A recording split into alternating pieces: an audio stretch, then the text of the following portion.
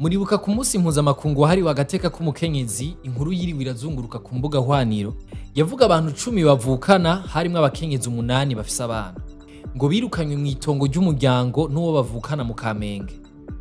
Uyu munsi twagombye kubigarukako. Ikindi twibajije nimba gutorana itongo ku murundikazi bikiri indoto. Mwiriwe, ni Davi, nizere ko mumeze neza. Abanditsi batohoje bayaga basanze babakenyezi n'abana bikinze akazuba imbere y'urupangu rwaho bahora baba. Amini yaserukiye abo birukanywe mu rupangu rw'umuryango niwe yabasiguriye ingene vyagenze. Ati umuvyeyi wacu Abdallah Hassan yari afise abagore 5 avyara abana 28. Mu 2019 David Abdallah, umwe mu bahungu bo ku mugore wa gatatu, yaregereye papa amubwira ko yipfuza gusanura urupangu rw'umuryango twabamwo aho nyene mu Kamenge. Amini ngo uwo wari umutego ariko ategase ngo kugira mu nyuma zobirukane. David yasavye se ko yomugurira ya parcelle y'umuryango yose akamuha miliyoni 80 z'amarundi. Wa muvyeyi acasaba David ko hakayamuha yose ngo abanza gura ama parcelle 4 y'abagore biwe mu miliyoni 40, ayandi 40 asigaye acayamuha.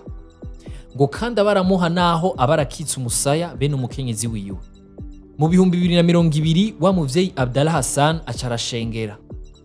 David rero ngo ntiyashize mu ngira ayo masezerano bavuganye n'umuvyeyi wiwe yo kugura izo parcelle 4.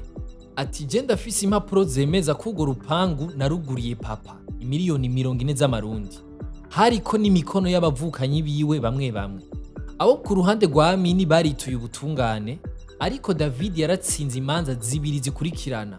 Ubwo mu 2019 rwaciriwe muri sentare y'intango yo mu Kamenge, hama mu 2021 rucirirwa muri sentare nkuru y'igihugu ya Bujumbura.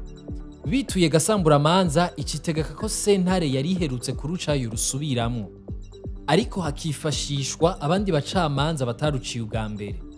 N'ubu niho rukiri kuva mu 2022. Muri Ruhuma 2024 sentare isubiramwo imanza ya Ntahangwa yashashe mu rubanza rw'ivyaha. Icira igihano David cyo gutanga ihadabu y'ibihumbi 100 y'amarundi n'indishi y'akababaro y'umuriyoni.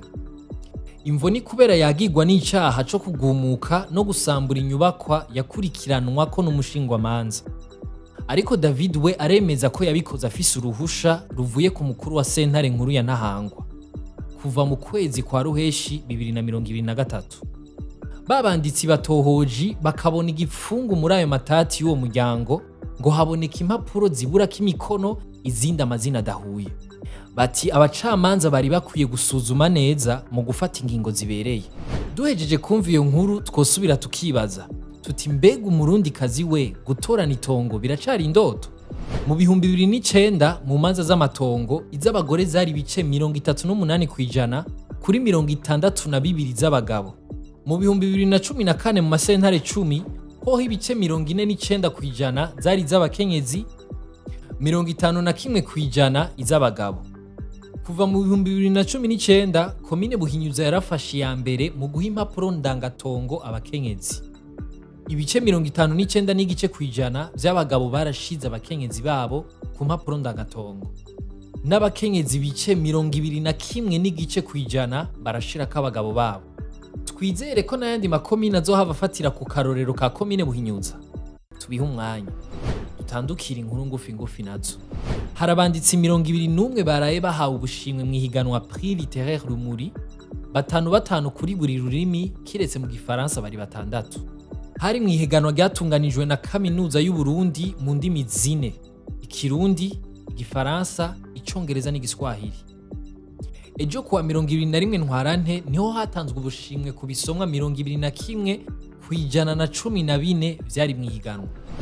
Mu karere naho Perezida Yoweri Kaguta Museveni yarayagenye umuhungu wiwe General Muhoozi Kainerugaba nk'umukuru w'ingabo za Uganda. Uwo mugabo w'imyaka 49 yahora ari umuhanuzi mukuru wa Perezida Museveni mu bijanye n'ibikorwa bidasanzwe.